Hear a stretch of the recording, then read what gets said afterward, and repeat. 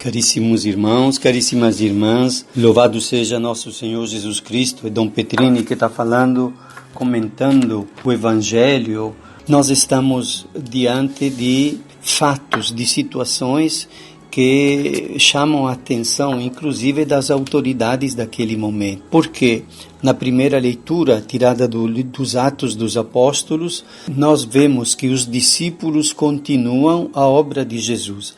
Agora são eles que vencem o mal, curando um paralítico desde o nascimento, em nome de Jesus, pelo poder de Jesus. E então, este é o primeiro fato importante para nós.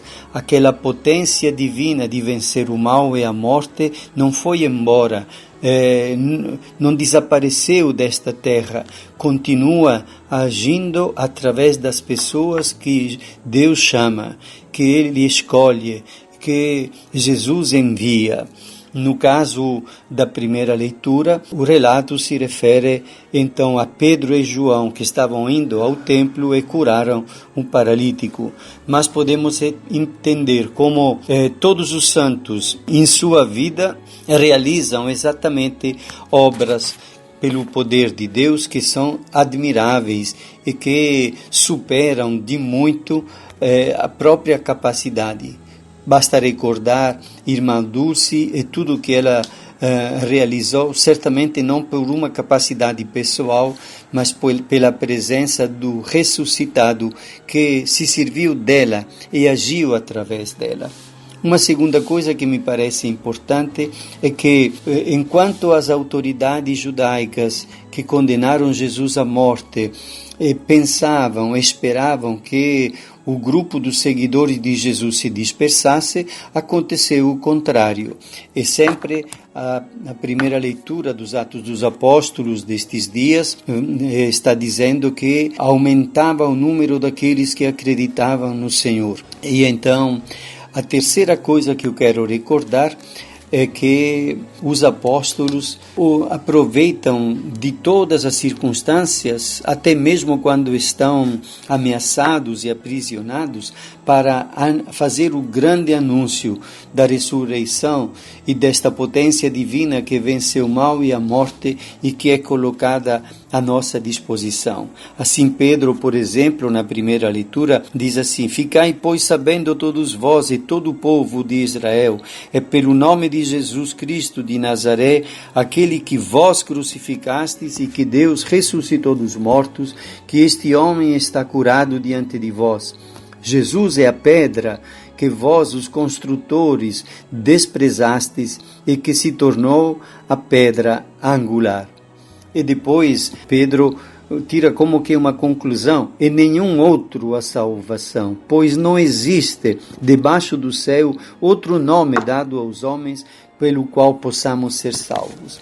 Quer dizer, o grande anúncio da salvação que chega a nós por Jesus e pela sua vitória sobre o mal e sobre a morte. E o Evangelho nos apresenta a terceira aparição de Jesus no lago de Tiberíade. E Jesus apareceu de novo aos discípulos, estavam juntos Simão Pedro, Tomé, Natanael, os filhos de Zebedeu e outros 2 discípulos. E Pedro disse aos outros: Eu vou pescar. E os outros responderam: Nós vamos contigo. Mas não pescaram nada. Trabalharam a noite inteira sem conseguir nada. De repente, já tinha amanhecido e Jesus estava de pé na margem, mas os discípulos não sabiam que era Jesus. Então Jesus disse: Moços, tende alguma coisa para comer? Responderam: Não. Jesus lhe disse: Lançai as redes à direita e achareis. Lançaram, pois, e pescaram uma quantidade tão grande de peixes que o barco quase afundava. E João disse aos outros: É o Senhor. Quer dizer, naquele momento se deram conta que era Jesus Cristo ressuscitado, presente, que tornava possível aquela pesca milagrosa. E depois retornaram à terra e encontraram brasas acesas com peixes em cima. E Jesus convidou os apóstolos, aquele grupo de apóstolos e de discípulos a comer. Vinde comer.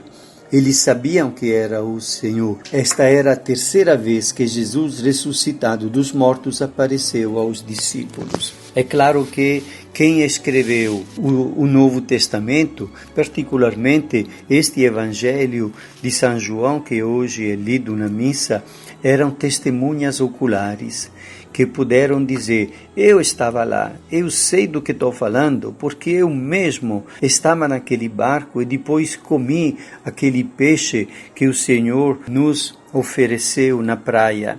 E então, é a partir deste testemunho que a nossa fé vai se consolidando.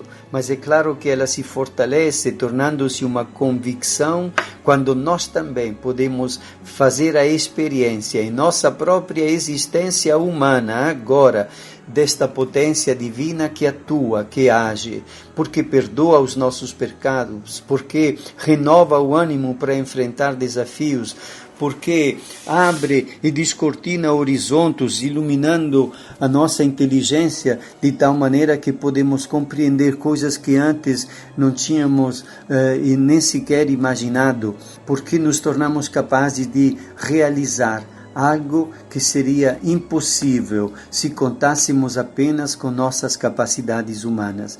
É a potência da ressurreição que continua agindo. Com que finalidade? Salvar a nossa humanidade, reconduzindo-a a Jesus e criar uma comunidade cristã que vive a amizade fraterna, a caridade, o serviço mútuo, para que não somente cada pessoa, mas o mundo inteiro, o povo na sua maneira de conviver, possa ser renovado pela graça, pela misericórdia de Jesus Cristo, Senhor. Deus abençoe vocês, caríssimos irmãos e irmãs, em nome do Pai, do Filho e do Espírito Santo. Amém.